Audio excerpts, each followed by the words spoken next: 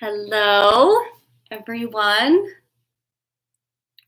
Hi, my name is Olivia Estelle, and this is my very first live Q&A. I'm just going to get on here and answer your questions and really just connect with you today. Stuff is crazy in the world right now, and I just wanted to get on here and answer some questions about healing and spiritual growth as it pertains to current events. So I have a few on here, a few questions already lined up and ready to go, and I will just get started with those. And let's see. So I'm gonna see who all is in here. Hello, Melissa. Hi, Cropped Locks. Hi, Yonamu. Thank you, all of you guys, for joining and participating in the live chat. Just ask your questions, either in all caps or put question beforehand so I can see it. And I am just going to get started right away. So my first question was from Affiliate Power Source. Would you mind sharing a significant dream you had that allowed you the opportunity to break past a barrier that opened the gates to greater psychic understanding? Please bless us with the wisdom on how to approach a similar experience in our psychic development. Psychic dreams open the dojo to train psychic potential, doesn't it? And that is a great question. And I love how you put that. Psychic dreams open the dojo to train psychic potential. It really can do that. And so, let's see, for me, actually my psychic training had a lot to do with dreams and dream memory and lucid dreaming. So early on in my healing path, kind of coming out of a dark place, I started dream journaling and writing down all my dreams. And I started noticing themes in dreams. I had lots of school dreams. I had lots of camp dreams about camp. There were lots of bunk beds in all my dreams. So I started wondering, what did that mean? Is this symbolic? Is this literal? And what I realized, I didn't realize this at the time, but once I started training my intuition, I started realizing that there is a psychic vocabulary that we have that works on the symbolic level.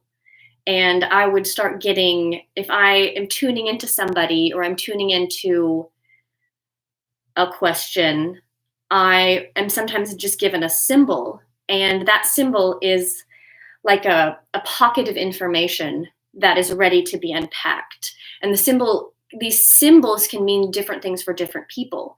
So that's a really good way of saying that it's a psychic dojo, because it does enter you into a place of seeing your world in a symbolic way, in an archetypal way.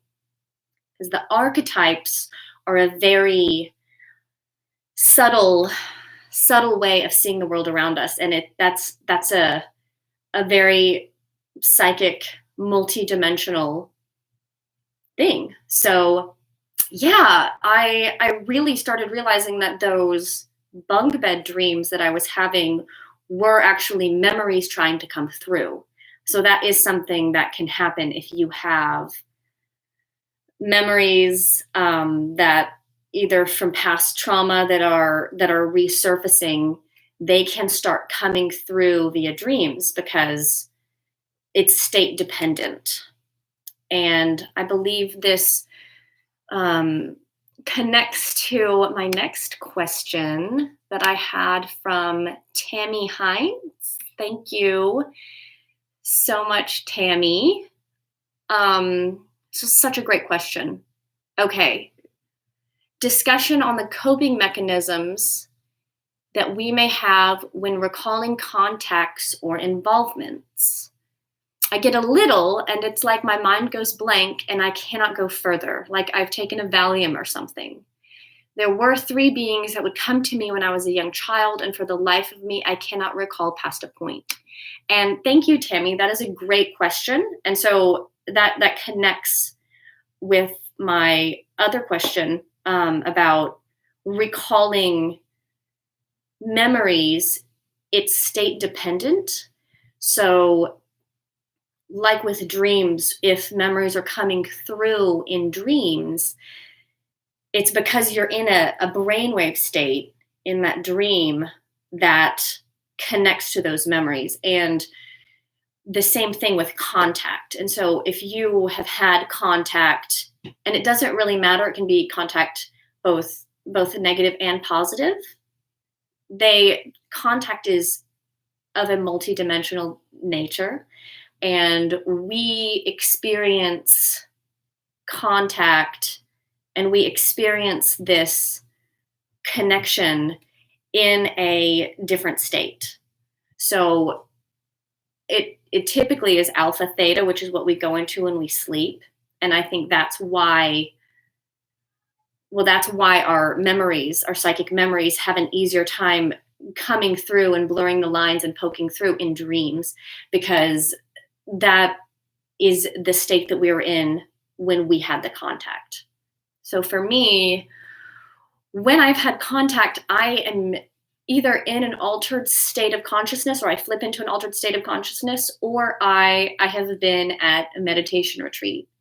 And that is already a state of natural connectedness that just pops me into that frequency.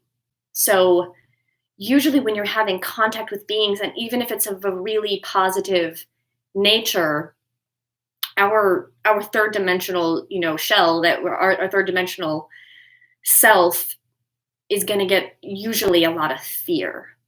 And so that will also wall off memory. Our consciousness walls off memories of really fearful things, a fear kind of just tells it to create a compartment. And that is meant to protect us, but it's not always the best thing for getting memories back.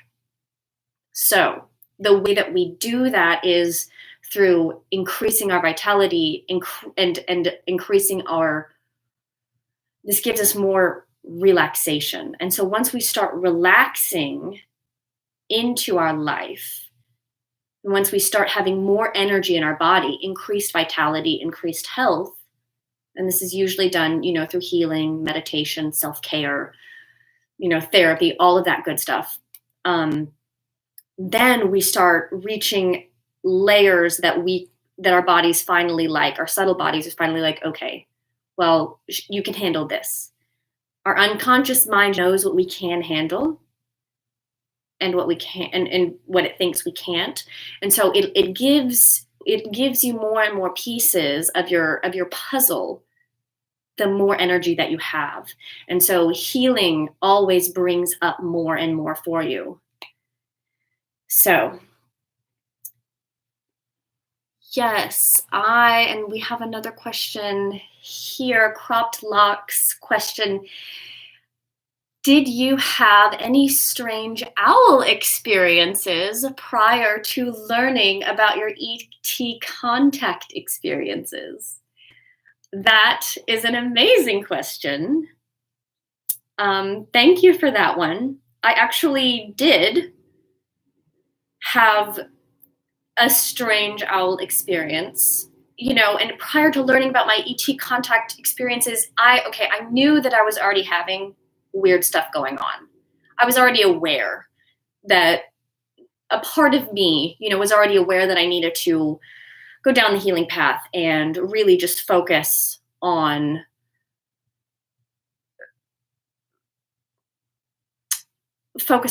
connecting and focus on healing myself, focus on getting better and more energy. And so I was already aware that I was having, interference in ET contact, but the owl one day, it was one night, and I was having breakthroughs. I was falling in love. I was actually hanging out, with my husband, my now husband. And so this was early on in our dating, and I was coming home after hanging out, walking through my apartment parking lot, and I am just walking. It's in the dark, it is at night, but there are plenty of lights everywhere, as they have in apartment complexes. And so as I'm walking toward my door, which is far out there, and suddenly right in front of me swoops a big white bird, completely silent. I didn't see it coming, but it was coming from right in front of me. So I should have seen it coming. Like, I should have seen it take flight and come at me, but I didn't. Suddenly it just appeared in front of me, like in the middle of the air, and swooped down, and I ducked for cover. Like, I had an initial fear response where I ducked. And then I felt like I came to in the parking lot like this, and I stood back up, and I was like shaken, and I wasn't sure why I was afraid of an owl swooping over me, because I'm not usually afraid of birds flying overhead. And it didn't really even dawn on me till later that it was an owl, because I didn't get a good look at it. I thought it was a hawk, but it was nighttime. It was like really late. Hawks aren't out at night. I just didn't get a good look at it, but I knew it was huge, and I knew it was white on the underside. So later on, I was like, oh, that's an owl, silent flight, of course. So, yes. And also, funny story, I love that you asked this question, because I saw an owl today. It was a barred owl, and I saw it out on my hike, and it put on a concert for everyone. It was amazing. So, yes, just, synchronicity there. Thank you for that question about the owl. There is something to owls. I think that they're the way that they can see, their multi-dimensional sight, and the way that they travel at night, and the birds are messengers. And so with that, I think can be a good archetype for ETs. And it can be a range of ET species and experiences. So,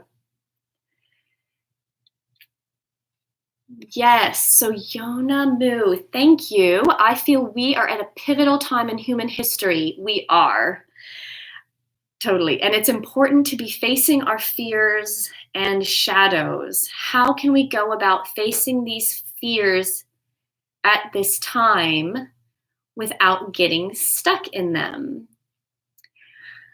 Well, thank you, Yona. Thank you for asking that. That is such a good question.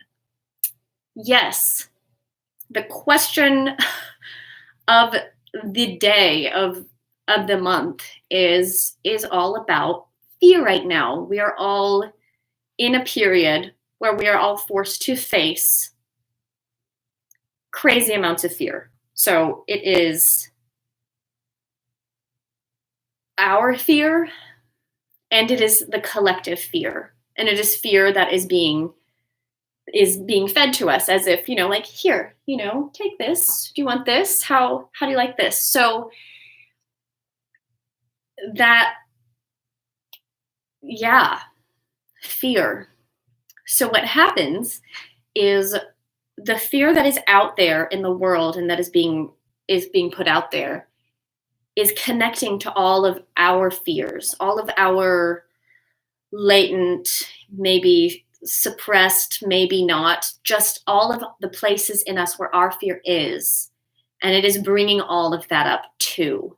So we are working through fear on the collective level, and working through fear on the personal level. So it's really getting us in the heart, and it's really it's putting us through a boot camp. So it's like a fear boot camp that we really are being able to look and see what we do with this energy so that we can grow stronger from it. How are you handling this time? What sorts of coping mechanisms and strategies are we using? How do we feel it in our body? Where do our thoughts take us? So our thoughts and our feelings, our emotional body and our mental body is going to be what reacts to fear. And it's like a boot camp helping us get stronger, helping us deal with this. And it is a pivotal time in human history. I think we are dealing with the collective shadow. We are dealing with institutions right now that are really showing their hand. They're showing, their cards at this time. We're able to see them and everyone for who they really are, and secrets aren't being able to be kept any longer. We're not able to really get away with things anymore. We're not really even able to get away with our old coping mechanisms. Maybe you've noticed that too. It's like we just can't get away with them anymore. We're being held to a higher standard. And from what I have been seeing is Earth is just being hit by this high energy, and these new high energy beings, that's just new energy on the planet, are coming through. And it's like through the sun portal. It has something to do with the sun. It's like being used as a portal in cosmic rays. And it's really us. It's really our energy from our past lives and from our time as incarnating beings. And so we are really just waiting for ourselves to be ready to remember our old energy and to remember this new old way of being. And so it is relevant talking about getting memories back and talking about contact and these deep inner multidimensional themes, because what we are going through right now is a deep level of remembering and a deep energetic spiritual memory. And what this beautiful energy is doing that is coming into the planet is causing a detox. So it is causing, just like in our body, when we eat really healthy, or when we suddenly maybe change up our typical lifestyle and suddenly start eating healthier and we change our schedule, it puts our body into a natural detox. And whatever just can't hold up with our new line of being, our new level, just can't remain. And it puts us into a detox. And sometimes it is painful. If any of you guys have ever, done a detox, I really do liken this COVID epidemic, this pandemic, this global pandemic. I mean, and I think there's a reason it is affecting the entire world spiritually, psychologically, physically, is because I liken it to a detox. We're getting rid of the old. We are demanding something new because our baseline is higher. We are raising the bar. So that is how I see it. And let's see. Yeah.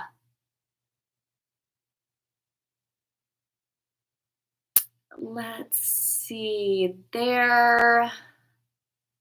Joe Hazelwood. Hello, Joe.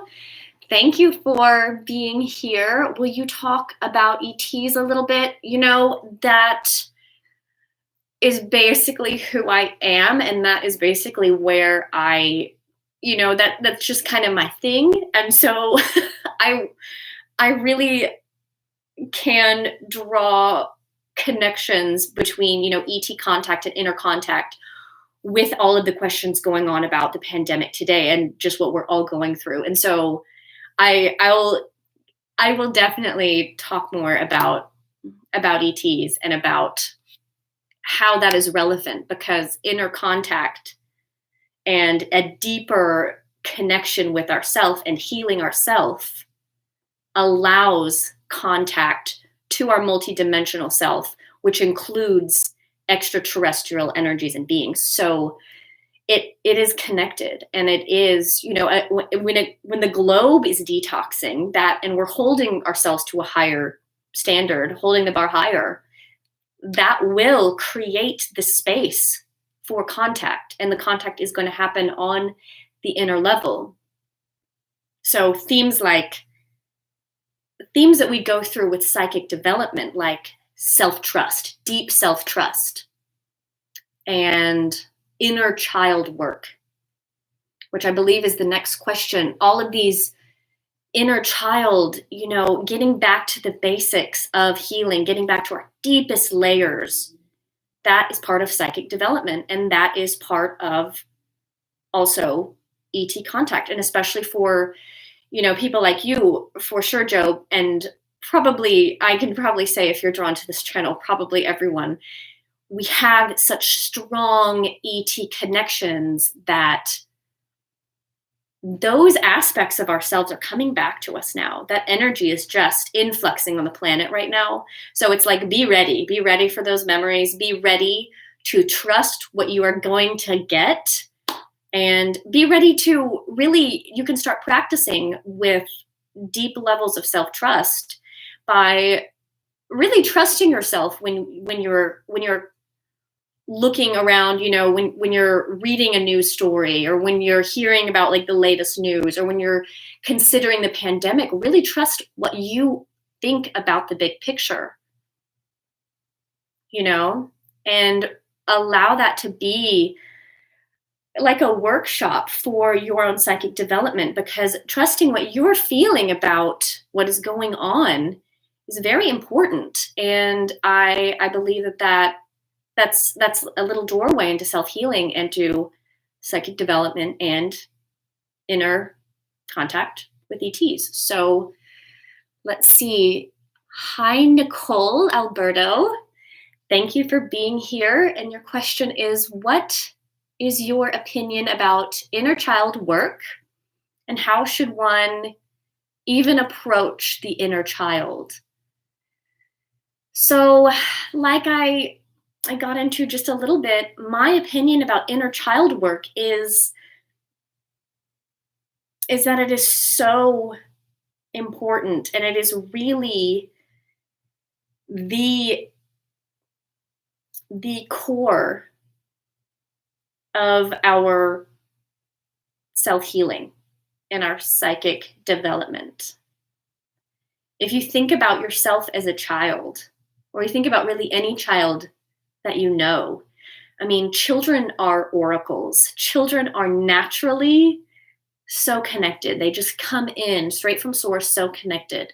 And inner child work is basically you getting yourself back to that. You remembering yourself as the oracle. You getting back into that vulnerability, back into those places that were already open and already connected, and reopening. Because how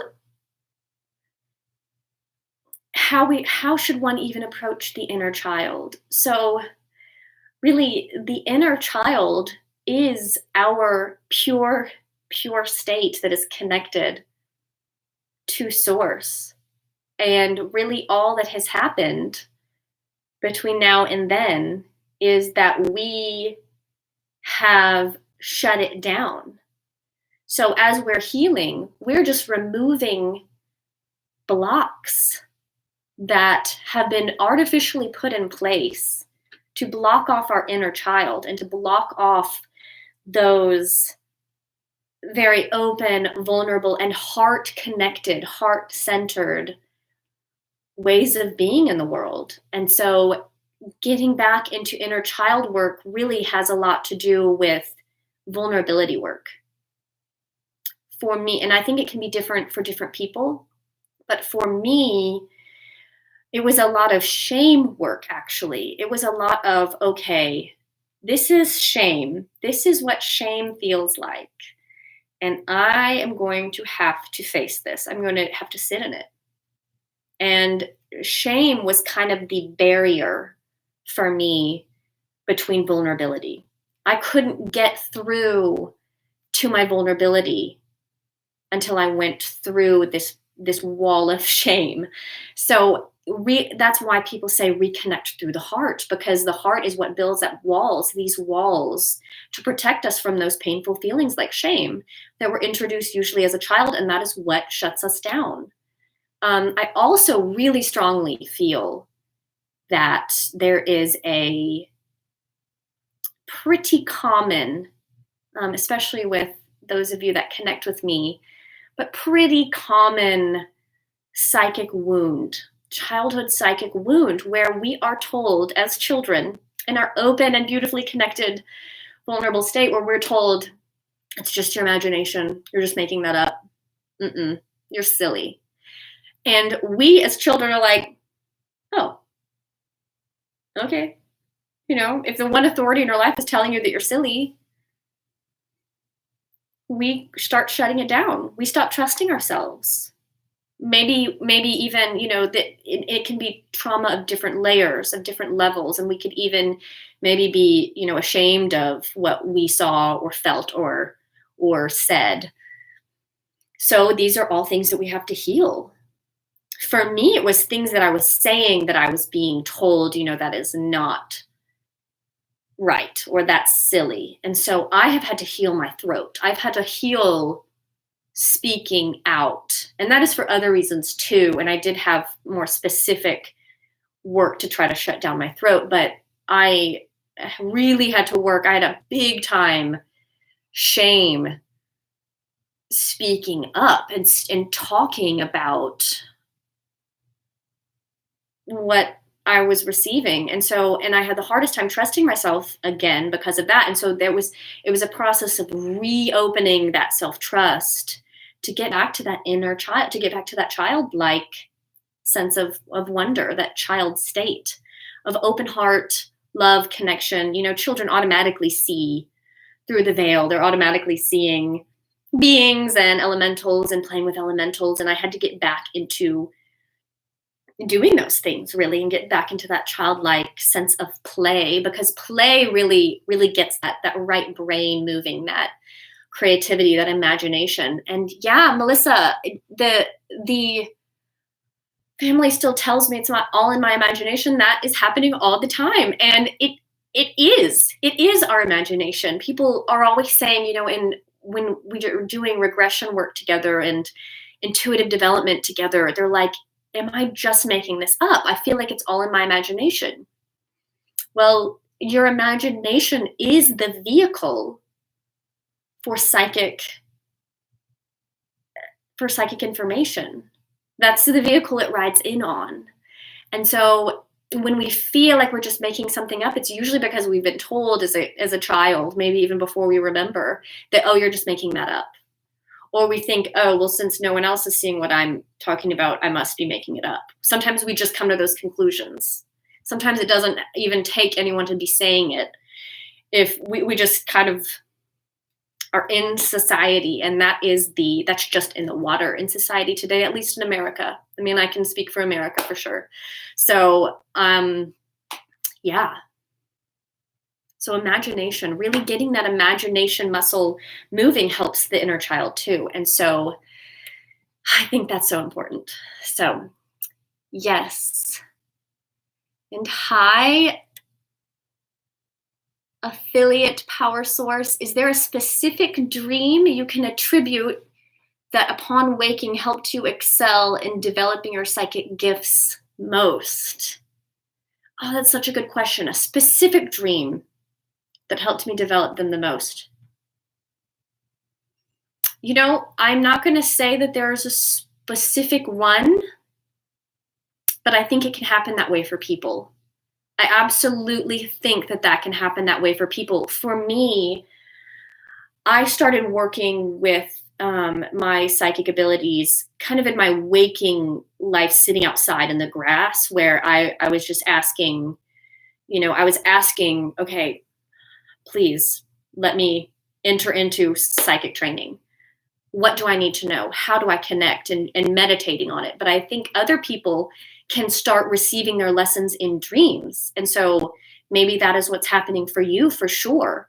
I do know that time spent recording dreams and practicing with lucid dreaming, particularly, as well as some astral travel, out of body stuff, that also helped me kind of navigate the astral a little bit more, helped me get into the sense of play and get back into the idea that this is magical and that life is magical. And that attitude is what helped speed up my psychic development. So it wasn't I'm not going to say it was one specific dream, but I think it can happen that way for people. So yes. Hi, Mimi, 7914. Can you address physical psychic attacks that may have origins in severe trauma? Yes. How does one mitigate that when it is hard to fully overcome the trauma? Yeah, that is a hard one. That is. So it's really unfair. These entities work in exploitive ways. That's just how they work. They're all about exploitation. The dark entities that participate in things like psychic attacks. And if you are experiencing them as, if you're experiencing it physically, then it's a pretty severe psychic attack. But it sounds like you're aware that it has origins in severe trauma. And so that's good. That's good that you are aware that that is where it comes from, because really, psychic attacks can't introduce anything new into our field. They work with what we've got. They work with where we are, where we're weak. And so if we have, truly, if we've had these severely traumatic experiences, that is going to be where they hit first. And that is going to be what we experience.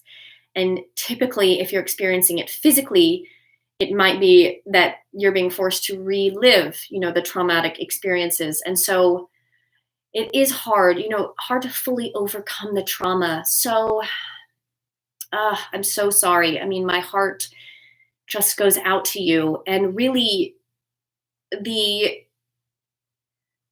healing the trauma on the physical level and fully healing. And I am still, really, I'm still a work in progress with this. I feel like everyone is always a healing work in progress, but the way that I experienced it, especially overcoming severe physical trauma, it happened in cycles. And so it wasn't a point A to point B linear thing. It wasn't like, okay, here's the trauma, here's me traumatized, and here's me healed. I'm trying to get there. I'm trying to get healed. I experienced it as, I'd be in a low point, and then I would work on myself, either seek therapy for, just different emotional issues that I was having, because you can't always seek therapy from traditional therapists for some of this stuff. Sometimes you have to, like, I sought out a psychic. I sought out my psychic mentor.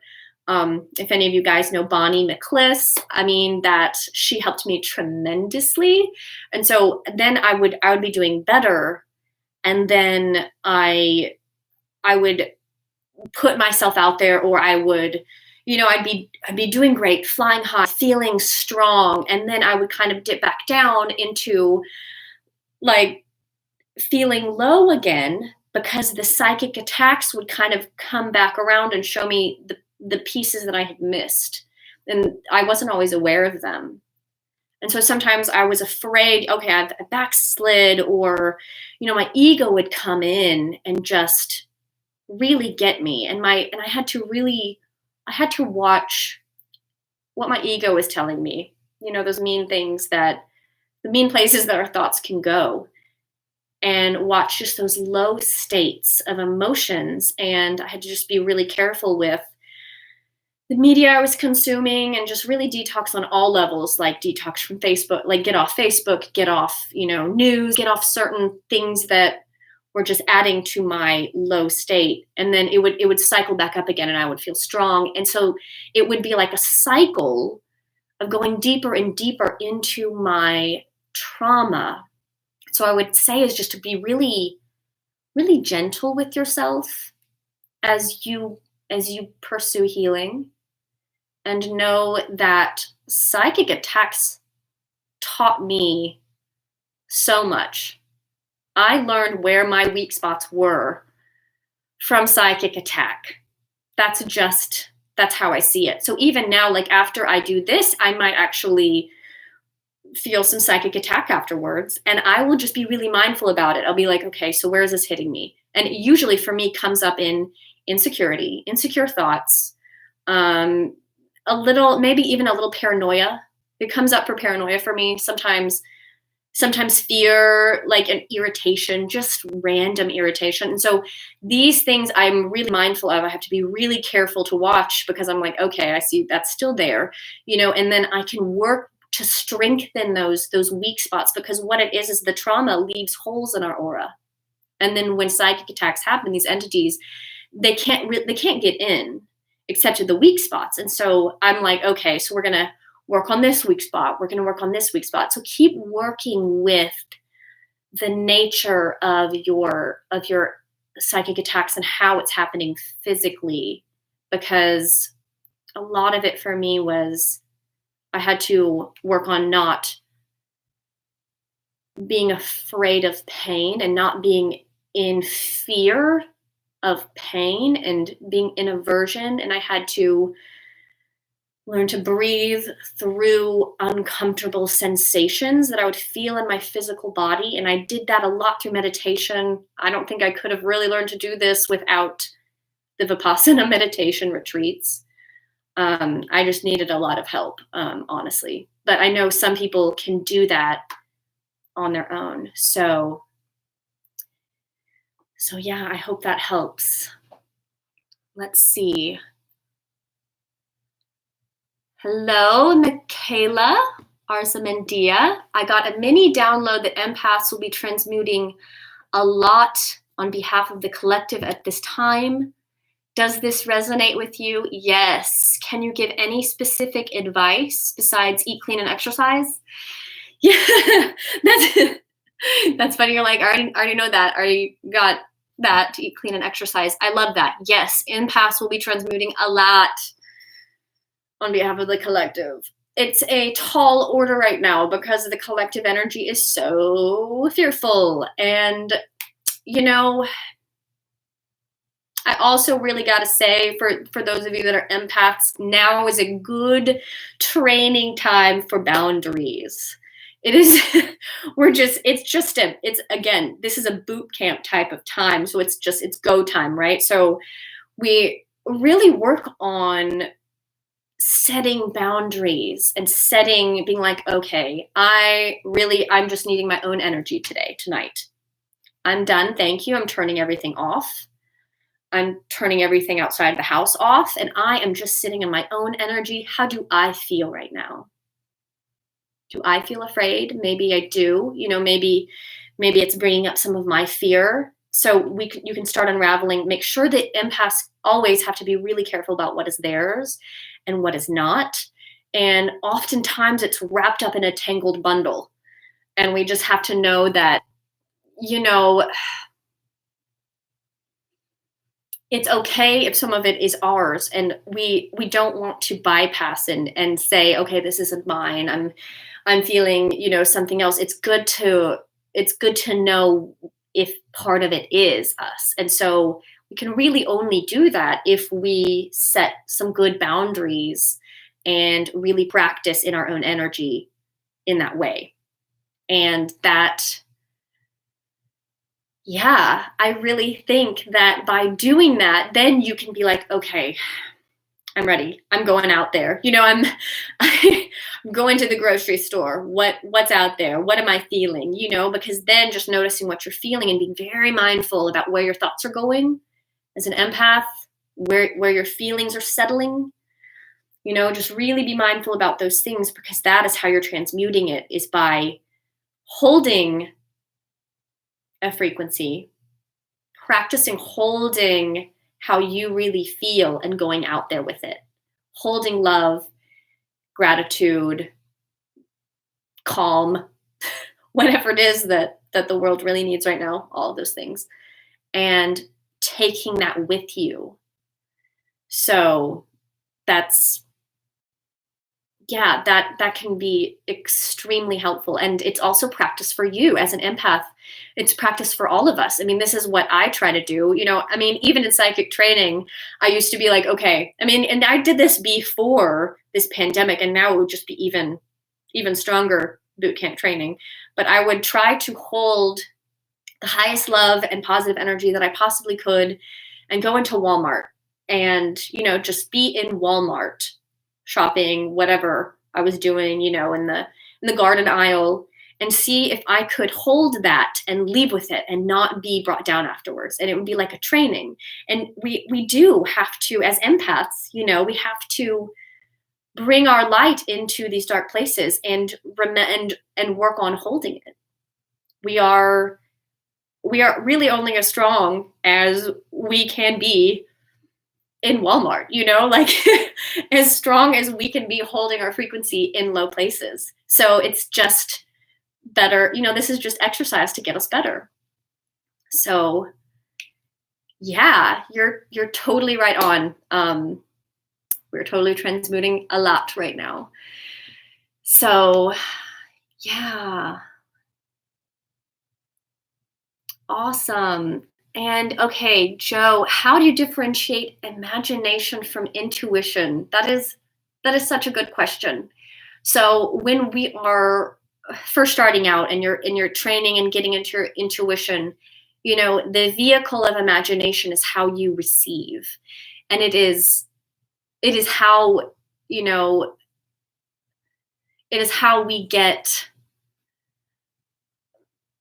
it's how we get our messages, and it's kind of the vehicle that we receive our archetypes from.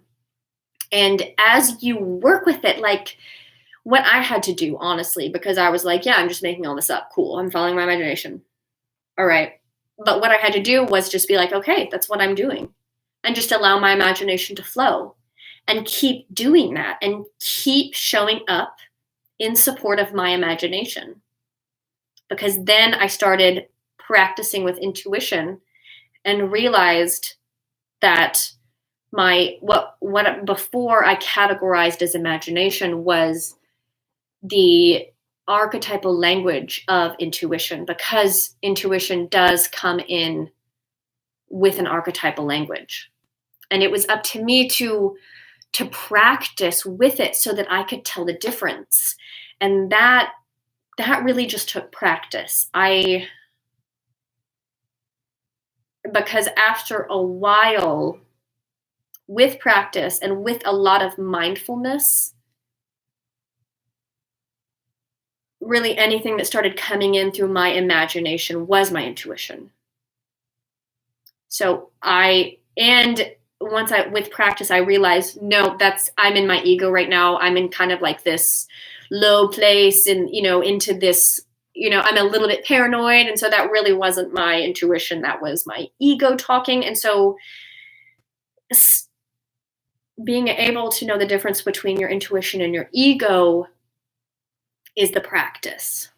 And the vehicle for receiving intuitively is through the imagination.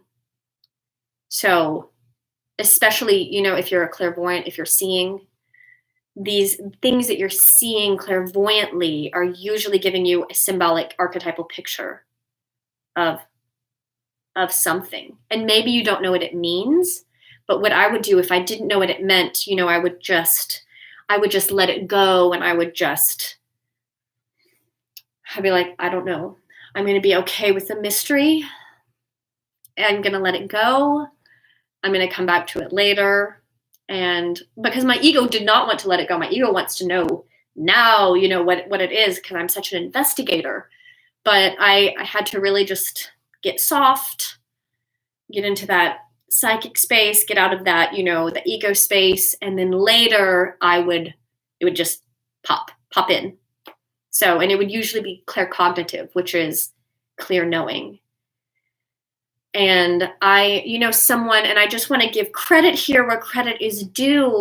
I just want to thank Gigi Young. I think most of you guys know about her or follow her channel. Her channel is full of amazing, solid information, and she really is so good at getting into what all of the different clairs are. And so just go and check her out. That's more information about that. And yeah, so let's see. Oh my gosh, even at the toilet paper aisle, that's really funny. Yes, about that, I will say that one of the biggest things that got me this month was seeing the empty shelves. The empty shelves at the grocery store, I think, triggered more scarcity for me, and it was really the biggest fear trigger for me, really more than anything else. So seeing those empty shelves, that is that's a trigger right there. Like what does it do to your body? Where do your minds go? Or where do your thoughts fly off to, when you see that? So being mindful about our triggers, like going into the grocery store and seeing those empty shelves, that is, this is like a empath practice. This is a mindfulness practice, and mindfulness practice is really the foundation for intuition development. I had to develop my mindfulness in order to really develop intuitively, because with mindfulness, that is how I knew where my triggers were. That is how I knew myself, because that's the filter through which all of our psychic information comes, right? I'm only as good of a psychic as I am clear and unbiased. And the way that we become clear and unbiased is by knowing ourselves very deeply, knowing our biases, knowing who we are. So all of that work will help you know the difference between, intuition, ego, imagination. So, oh my gosh, and Pedro Costa, you are from Brazil. Hi, I would love to know how it is going there in Brazil. We have not heard, here in America, we have not heard a lot about South America. So let us know in the chat how it's going over there. If you guys are on lockdown or what. But I'm I'm really glad that you have toilet paper. And affiliate power source. Have you ever worked closely with any archangels in your development? Yes, actually, I wasn't super drawn to archangels at first. Archangels have kind of come into my awareness later, and I've started working more with them with the seasons. They have started coming to me at the equinoxes. And so the more that I study astrology for fun, and if any of you guys are looking for an astrologer, Thomas Parsons Astrology, he's here in Tennessee. He is amazing, but he has been teaching me, and Mallory Key, I don't know if she is out there, but hello, if you guys are out there watching, they are amazing astrologers to help you map out your year. But working with astrology and working with the planets, that's what introduced me to the archangels. They started coming forward. And so at the spring equinox, I connected with Raphael. There was a lot of green robes, green sword, lots of healer archetypes. I mean, I did know that about Raphael, but he's also very gentle, and that was my experience with him. And so, closely, I don't know if it would be that I worked closely with them, but I really appreciate their energy holding the structure in our spiritual society. Michael, the energy, the spiritual warrior is something that I also really, I closely connect to that idea. In my experience, I have always felt like a peace warrior, or like someone that is, my goal is to be brave in the inner sense, inner bravery. I feel like psychic development is inner bravery. It is a adventure sport. Psychic development is an inner adventure sport. It is not for the faint of heart, no pun intended. It is getting back in there and just opening it up and feeling, it is serious work, and it requires looking at the difficult and painful things within us. So that was something that Michael, the Archangel Michael, really worked with me on, seeing my spiritual growth as an inner adventure sport. And it's that he carried the very like masculine, fiery energy. It was like a fire sword, orange, that I got from him, or that I saw with him, that it was just giving me that energy, that Kundalini energy, to keep going, to keep working. It was life force, and pulling that life force up is so important in, increasing your vitality. These things that happen naturally through mindfulness and through proper meditation. This raises our vitality, or it can be a Kundalini rising, like they talk about in Eastern traditions. And I see it as like an orange, it's an orange energy. And it is your life force that is raising and allowing more energy to be available to you. And that allows you to continue on your path, to continue on your healing path in stronger and stronger ways. And once you have more life force available to you, you also tend to receive more of your traumas. It's like you are suddenly able to handle seeing some of the darker things. So I think it can be an ego trap sometimes for people to think, oh no, I'm backsliding, when really you've just reached the next level and you are prepared to handle this, and now you can see it. A good analogy for that they're showing me is the liver.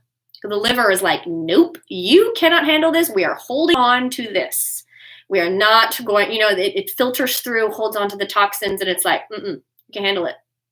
And then once we do a detox, or once we relax, then it can slowly start to dump and detox the body and release. But it won't do that until it knows we can handle it, because it doesn't want to overload the system. This is a mechanic of living in the third dimension, is that we have to be mindful of not overloading our system, because we still have to survive. It is a survival mechanism to compartmentalize trauma, and particularly physical trauma, and keep us safe from that. And as we raise our energy, sometimes that comes back. And I just wanted to make sure you guys know that that's part of it. That's part of the cycle of healing, is that we've raised the bar and we're able to handle it. So yes. So do you think archangels are maybe human interpretation of Pleiadians, or different entirely? I love that. I definitely think that I have always thought that angels are ETs. I've always thought that Jesus is an ET. That has just always been the way that I saw them. I think archangels could absolutely be seen as Pleiadians. To me, I think maybe the different archangels could be different from different places. I'm not gonna say that I know that all of them are from the Pleiades. Absolutely, I think Raphael could be a Pleiadian for sure. I feel like when one day when I really got in touch with Jesus, he came to me as this really clear looking, for what I interpreted as Pleiadian type of person. And I'm not going to say that I knew exactly that he was Pleiadian, but he was trying to show me, he was trying to give me an energy frequency. He was trying to show me what kind of energy he was working with. And he was telling me about the planet that he was from. Everyone had his level of enlightenment, and they all went to different arenas of the universe to help with the evolution of humanity. And it had to do with, the same energy, like the same offshoots of energy as himself. And so, there was talk of Isis and talk of those archetypal, just ancient archetypal energies that, for me, Isis came in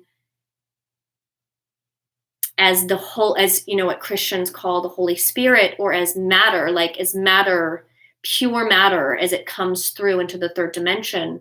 It's what we build with, it's what we are working with. That's why she's known as the mother, right? She brings matter into incarnation.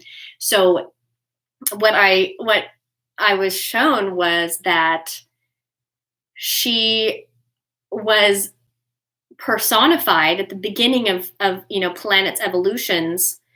The major archetypes and the major themes of that planet's evolution walk on the planet as personifications, in the physical, and then keep going as myth, as stories, but then they spread out into different, like, shards of frequencies, and the rest of the people that incarnate through that planet, that are still in charge of that planet's evolution and spiritual growth, are still connected to that primordial impulse. So yeah, I love that question about the Pleiadians. I can definitely see it as that, and I can definitely see how I really do think, in the Bible, when they talk about an angel appeared to me, I do think that those were ETs.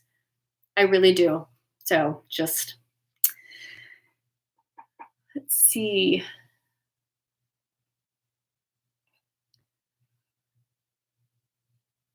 Yeah, so I love that. For Pedro, for me, it is the best retreat of my life, learning so much and going deep into gratitude. Yeah, we're all, this isolation is actually really great for this. It's a perfect time to go into psychic development, go into meditation, to start, because really we don't have any more excuses. And I know this is a good time, I guess, to share this quick story. Is what I experienced was, I was just running from my psychic self for so long that everything started shutting down. Like, I just was getting lower and lower energy, and I was getting more and more just like funneled energy. And I was feeling worse and worse until I finally stopped running from connecting with my psychic connection. It's like I was just not allowed to run anymore. Like, I had read in this book that I thought was the closest to what I had experienced, and I would really recommend it since we're all at home right now. It's called Black Elk Speaks, and it is a Native American just life story. And he talks about getting the shaman sickness, where he was just feeling worse and worse and worse until another shaman or an elder recognized what was happening to him. And luckily, in that culture, in the Native American culture, they have spiritual people that can help recognize what is happening spiritually, which we really lack in America. And if you find those people that can help you recognize what you're going through, that is so valuable. But this elder was like, you have the shaman sickness. You have to act. You have to follow through with what you're getting. And so he finally was like, okay, fine. I'm going to pay attention to that vision I got the other day and, reenact it because that's what I was told to do. And he'd been trying to avoid it and finally did it. And it all went away and he felt amazing and had way more energy and it healed his whole tribe. And so that is kind of what I experienced too, in a way where I was just really trying to ignore my guides. I just wanted, and I had even already connected with my guides. I had beautiful experiences and crazy synchronicities, and still I was ignoring them. So again, like my energy started kind of shutting back down until I reopened and reconnected. So all that to say, I think this is a perfect time right now to just really focus on the inner world and focus on our spiritual growth and psychic development. Use this time for healing, even though it is crazy around us. So yes. So Nicole Alberto, my follow-up question would be, how do we stop ourselves from becoming addicted to low energy states? And how can we be more open to higher beings? That is such a good question. Such a good question. So yeah, it is like when we start avoiding connection and our energy starts getting lower and lower, low energy is the level of addiction. The lower astral plane is the desire plane. That is the realm of addictions. And if we are ignoring what we should be doing, if we are ignoring our connection, we are ignoring our spirit guides, ignoring our spiritual work, then we are going to be lower and lower in the energy plane. And we are going to just be resonating down there to the plane of addiction. And it does tend to be like becoming addicted to low energy states. It does tend to be like a cycle, like a negative cycle where we get caught in addictive patterns. And how can we be more open to higher beings? Well, from experience, when I was just in a low place, and there were addictions, there were eating disorders, just low place in my 20s. I would not do my 20s again. So what I had to do was really start acting outside of my comfort zone. From where I was at, doing good things for myself felt way outside of my comfort zone. So I would just recommend that you start putting yourself out there, putting yourself outside of your comfort zone. I mean, that might even just be a walk.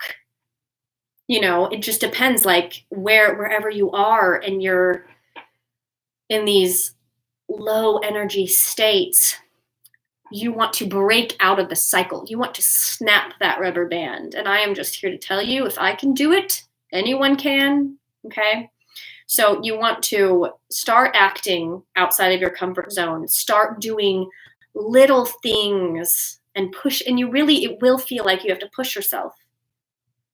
It also is, what I had to do was just quit. I mean, I had to quit addictive things like no drinking, like no addictive substances. I had to really just take those hard choices.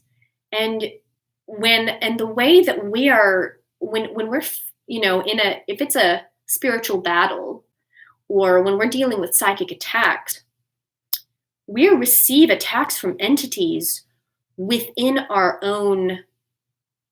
psyche, within our own emotional body, typically. So they come to you as addictive urges.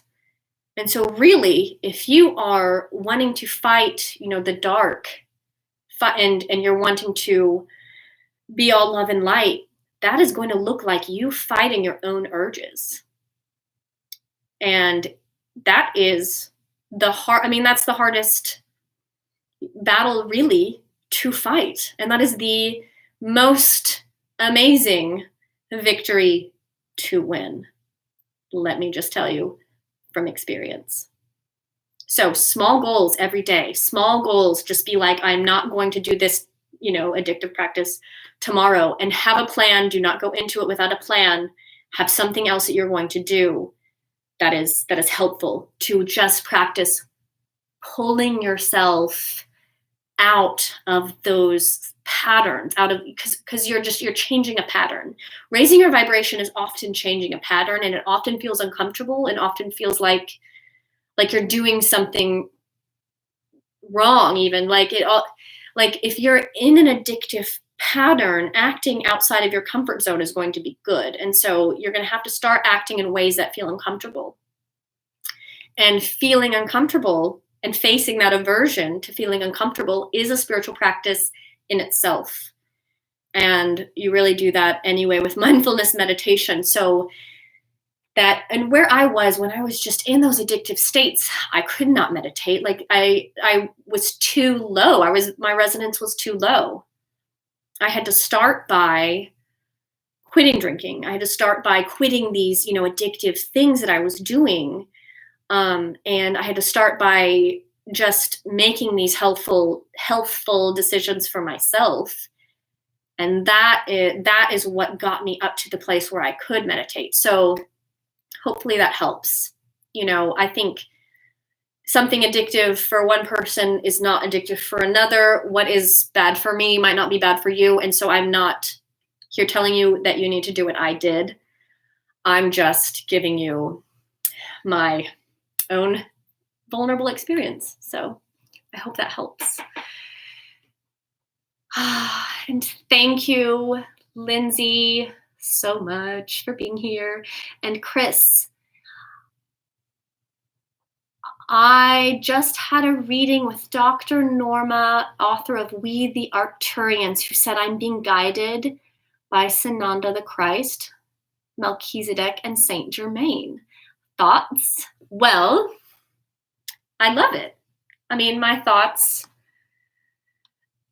are that is really awesome. These beings, and especially the saints, I think the saints are so beautiful because they really help show us how to make it human. They help show us how to make what these high level master beings, how to make their teachings real and how to make it third dimensional, how to make it human, like how to really do it and how that translates in the human life. And so, really, really, I think reading about the saint's life, I love St. Francis personally, and reading about, his life and what he did and how he lived and how he connected with the animals and just his practices it just really filled up my heart. And so I would think that if you're being guided, by these beings, I would just read about them. I would meditate on them, ask them to come to you and ask them to communicate. Be like, hey, help me. Give me something. Help me connect to you. Even if you're like lost and you're like, I don't know, I'm not getting anything. Just be like, help me. I feel lost. Give me something. And then go about your day and allow just your day to happen and just be open. And then if you're open to the magic, open to the mystery, and just allow yourself to be okay with the mystery and not knowing, they will start sending you things. They will start sending you, however you receive, sending you information, sending you people with a message, sending you books. That's how it works. That's how they get through. That's how they connect. And I personally really just love whenever I'm feeling connected to someone, I love reading their work. I love reading about them. And that really, The violet flame energy is touching me big time. Yeah, and just really feeling it, tuning into how their energy feels, especially if you're very clairsentient. Sometimes you just ask to feel them and to feel them with you and to hold that feeling. And sometimes the connection is to remember that feeling of them, and that connects you in. So that's beautiful. I love that. And Joe, so what's up with scientism? What are your thoughts on so many people worshiping science? Scientism. I really feel like that is a way to disconnect from the emotional body.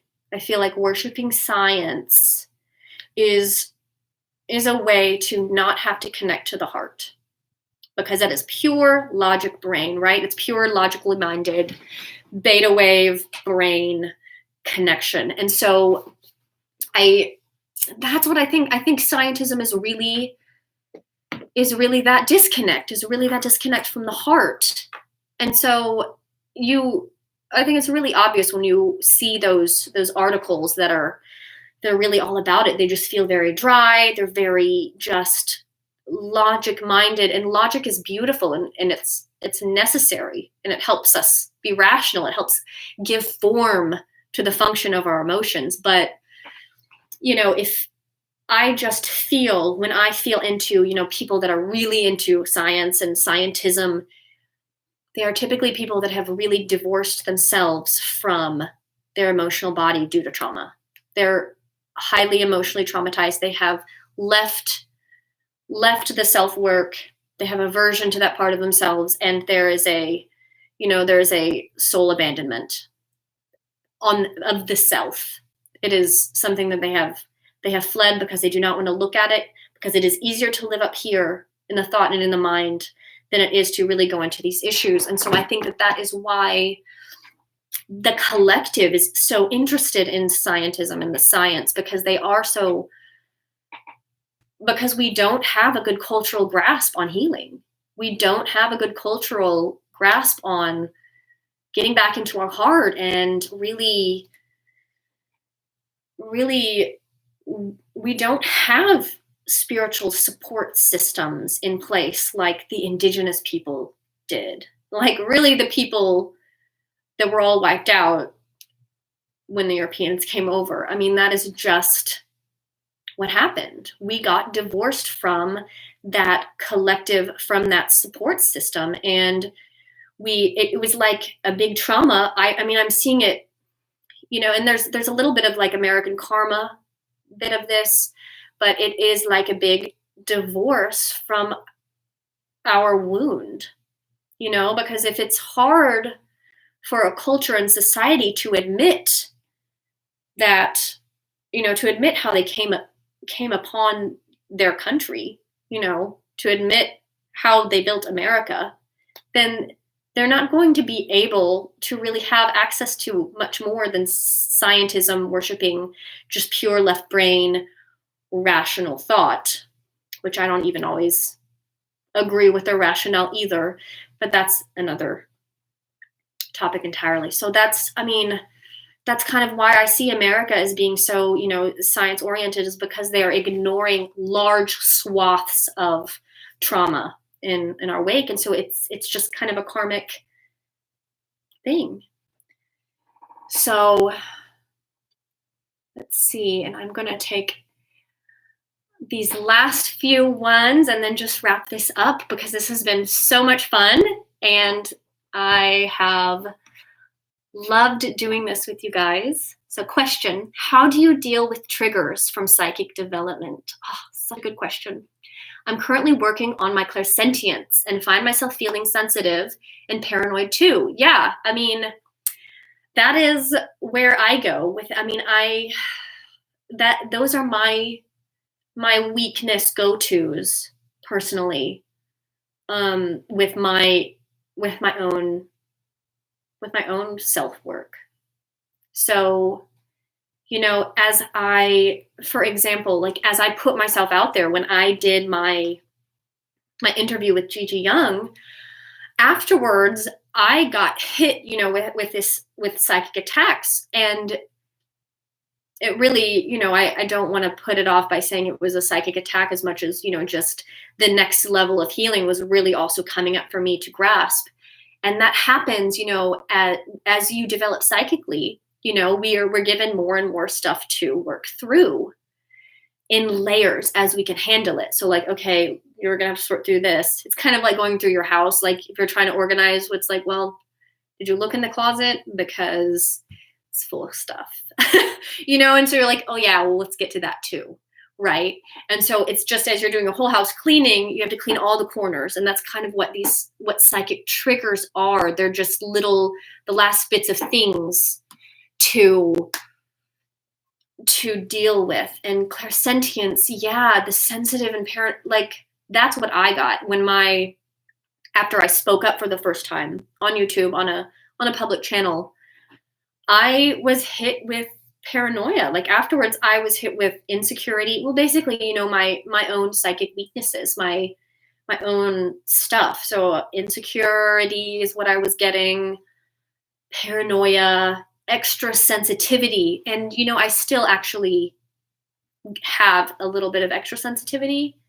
I go through periods where it's worse, and I just go with it. I'm like, no, I'm just going to be okay with the fact that I'm a little bit maybe overly sensitive to certain TV shows or certain things that like right now I just can't watch very much. I can't, like TV shows, like Netflix is just so full of crazy, drama and shock value that I recognize that I'm just in a sensitive period of growth and psychic development. I'm trying to put myself out there and speak up, and just connect with all of you guys and just do what makes me feel joy, that I'm realizing that maybe I can't necessarily just watch anything like I used to. So I have had to be flexible with my own sensitivity, with my own oversensitivity. And I have also, when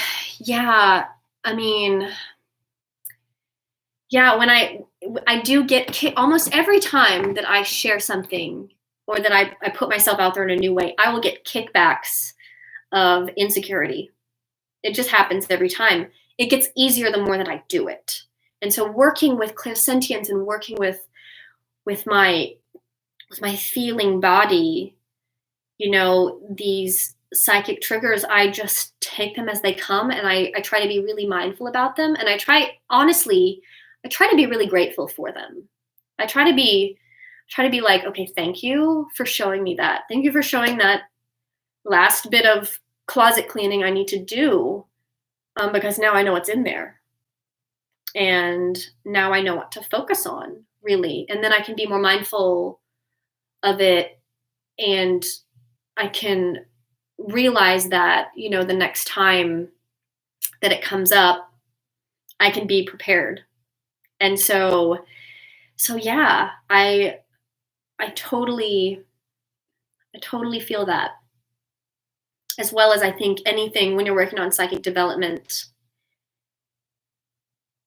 anything really that I'm getting anywhere where I'm weak, that is going to be a trigger that will come up.